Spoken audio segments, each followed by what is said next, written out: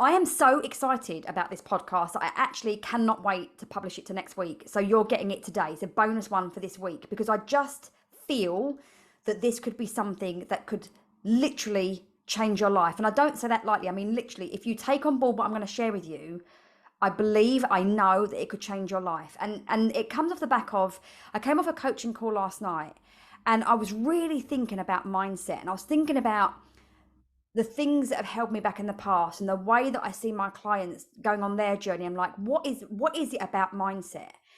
And I started to think that what if when we use the word mindset, it's actually making it harder for us to make a change? I'm going to share with you why I think that's true.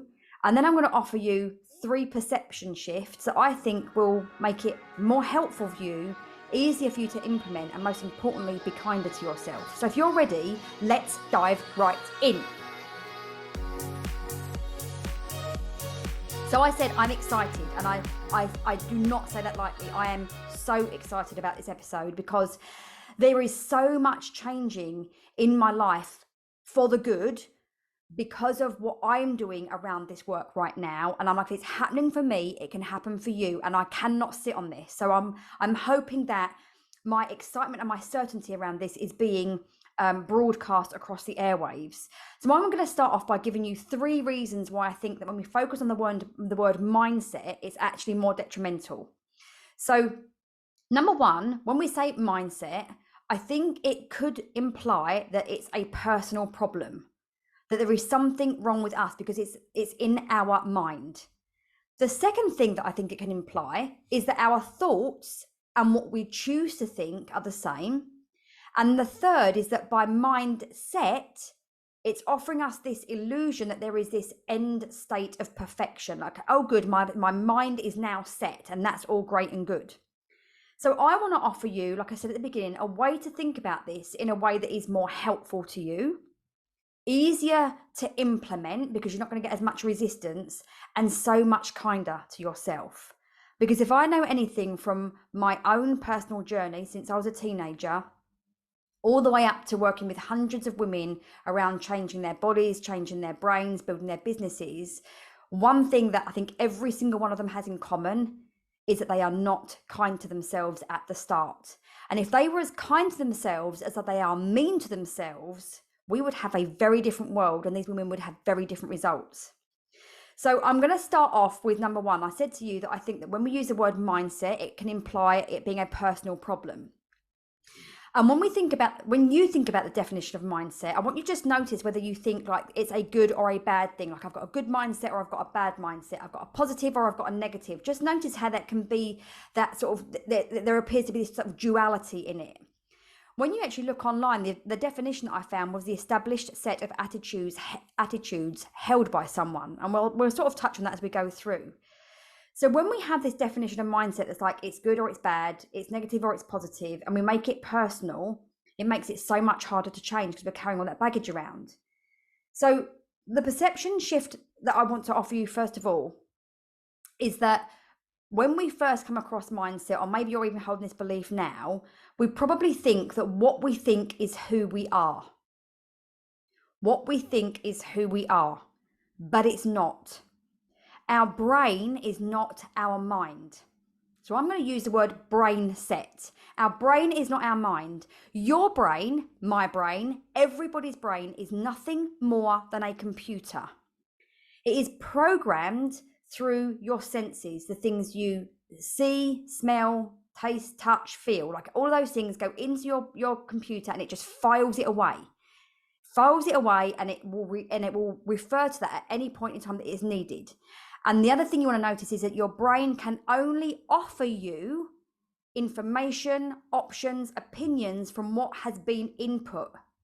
It cannot think outside of that because your brain has been programmed that way. Your mind is consciousness. Your mind is all-knowing.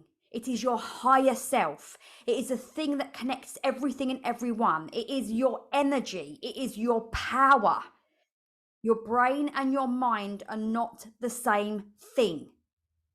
But when we're having, like when our when we're feeling like hassle in our thoughts, when we're feeling like a drama llama, when we're feeling like we can't get out of our own head, that is your brain. That is the program. It is not you. So when we start talking about working on our mindset, I want to offer you that what we're actually doing is working on our brain, not our mind yet. We're going to come to that in a second. Your brain, just notice this, your brain can't offer you something that hasn't been input. If you go put a series of numbers into a calculator, it can't give you a random series of pictures out the other end because you're just putting numbers. It can't give you a wrong answer because it can only take the information that's been put in. So that's exactly how your brain is working. So when we use mindset, we can get caught up in it being personal when it's absolutely not. It's just a program. Now, that leads me on to number 2, which says there is an implication that our thoughts and what we choose to think are the same. Now, this is a thing that changed everything for me back in 2015. When somebody who was coaching me said, like, Louise, you do know you're not thoughts. And your thoughts, sorry. And she said that like, I should know that already. I was like, I have no idea what that even means. She's like, you're not your thoughts. That sentence and the book, The Motivation Manifesto, which I have not read for a long time, it was the first time that I started to realize the connection between my brain and my mind. So going to number 2, and the perception shift that I want to offer you now is that the thoughts that you have and what you choose to think are not the same. The thoughts that you have that create hassle in your brain, that create drama, that create pain, they are coming from your brain. They are the offers from your brain. Your brain comes to the dinner table offering you crap. They are not you, they are your program. You need to remember that your brain is not wired for you to succeed. Your brain doesn't have a thought about that. Your mind does, your soul does, your brain does not. Your brain is wired to keep you alive and to keep you safe. Anything, like literally even doing a Facebook Live or telling somebody that you love them or starting a diet, your brain, if your brain perceives that as an unsafe activity, it will do whatever it can to stop you from doing it. It will give you drama thoughts. It will give you pain thoughts. It will keep you where you are. Your brain is wired for your safety and to keep you alive. It is not wired for you to be happy and successful. That's your soul's job. That's your will's jobs, right? So your brain just continually churns out thoughts based on your conditioning and your past experiences. Now, when we have those thoughts, they create feelings in our body. And what makes us believe that we are our thoughts is because we have such a powerful physical response. The easiest way, but perhaps not the nicest way to think about that is if you've ever been dumped, like I have been royally dumped in the past, right? Or, a lot of you know that I lost my dad just about a year ago, like the most painful thing ever. And I think about my dad not being here, or I think about what his, the last few months of his life were like, and I can still feel the physical pain in my body. Doesn't mean it's about me. It's just something it's a physical response to a thought that I have. And when we keep those thoughts that the brain offers us to keep us safe, we keep feeling the same feelings, and we keep thinking that we can't get out, and we keep thinking this is for us. And then we create from that space. We take action from that space. When my dad first died, even the first 6 months after my dad died, I didn't realize at the time, but I felt so much trauma about everything that I literally didn't even want to get out of bed. I drank way too much wine because I didn't want to think about it. And the more I thought about how bad my dad had been treated or how much pain he must have been and all that, the worse my feelings got. And at the time, I didn't feel like I could get out. So I know that's a bit of a dramatic maybe example, but I just need to get across to you that our thoughts create our feelings. We have a physical response in our body, sometimes to the point where we get breathless or we get palpitations or our stomach hurts or our mouth gets dry and our pupils dilate, like an actual physical response. And so we are now anchored into this is who I am.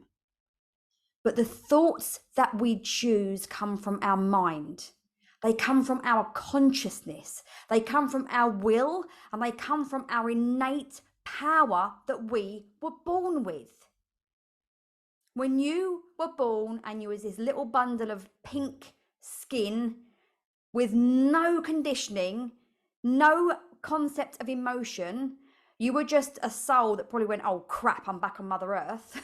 And you're looking around as a baby. You don't know anything yet. You are this complete sponge who, if you had the capabilities of an adult to move and to create thought, oh my goodness, you'd be moving mountains already.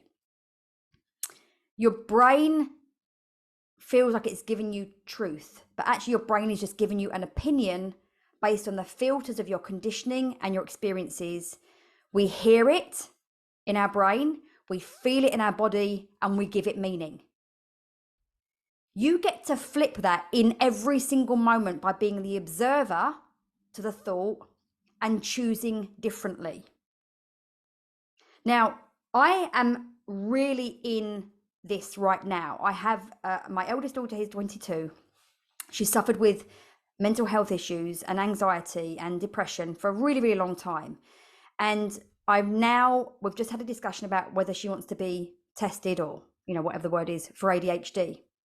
And I'm having these conversations with her all the time. I'm working with clients that have ADHD, and it's really interesting how much power they get back when they also realize that there are some ways that their brain's working, but in the moment that they see it working in a way that doesn't serve them, they do have the ability to choose something different. And my daughter's really starting to implement that, and it's making a change already. And I'm so passionate about this message, like so passionate, because there is so much mental health going on. There are so many people feeling like they're drowning in their own brains that I'm like, how do I get this message out to the masses? So I am actually going to put a link in the show notes. I'm going to do a free workshop. I want you to get onto the wait list now, and I'm going to talk to you about this in much more depth. I'm going to show you a process that I'm using with my clients, with my daughter, with myself. I'm going to coach some of you on it to get some real-time examples of what it looks like to be able to get out of create your brain with your mind. It's going to be super powerful. So get on that wait list right now and share it. Let's help people really activate higher levels of care for themselves in their brain. So I want to just finish on that perception shift. There is that your brain will offer you thoughts that create hassle, drama, and pain in your brain and in your body. We think it, we feel it, we take action from that place. But the thoughts that we choose come from our mind, our consciousness, our will, and this innate power that we have. And in every moment, when we hear the drama from the brain, we have the opportunity to flip it by choosing a different thought. Now, the third thing that I said was that, there is this thing about mindset, that this perception, there's an end goal, that there is a perfection. There's this place in time that we're going to get to where there is no drama. Drama does not exist, right? There is we're just going to be like this ethereal, elevated being that can just manage everything really, really well. Doesn't happen. Doesn't happen. Because as you grow, what is going to be feeding back to your brain is, oh, we're breaking another expectation ceiling. Didn't see that one coming. Oh, she wants to get fitter. She wants to improve her marriage. She wants to make more money. She wants to feel more freedom. She wants to go to India and go and do a thing with the elephants, like whatever. And it will freak your brain out again. And as you do that, and as you start to shift your identity to another level, and you shift your perceptions about what's possible for you and actually what you want to go for in your life, your brain's going to resist. And so you'll have some more drama. And those pain thoughts will come up again in a different way. And you'll just navigate around that. Because here's the thing, when you embrace that constant journey, and you know that your brain and your mind are separate, that your brain will continue to offer you crappy thoughts based on conditioning and past experience, but your will, your all-knowing, your power, your purpose, your higher self can make a different choice, you will be able to master your brain using your mind. So it's not so much about like the mindset. I want you to think about the relationship between your brain being this thing that just runs off its own program, who is only here to keep you safe, and your mind, who is here to help you elevate to your highest potential and live your richest life. This is why the program's called Your Rich Life, people. It's not about the money. Like, we all love cash. Oh, well, I like cash anyway. I love money. I love the impact that money can have.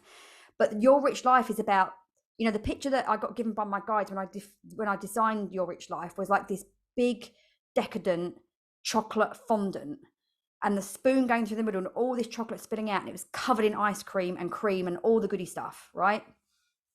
if you like that kind of stuff. It's that richness of life.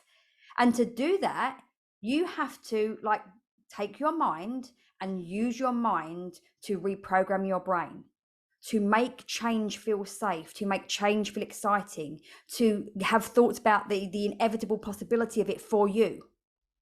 And you can do that.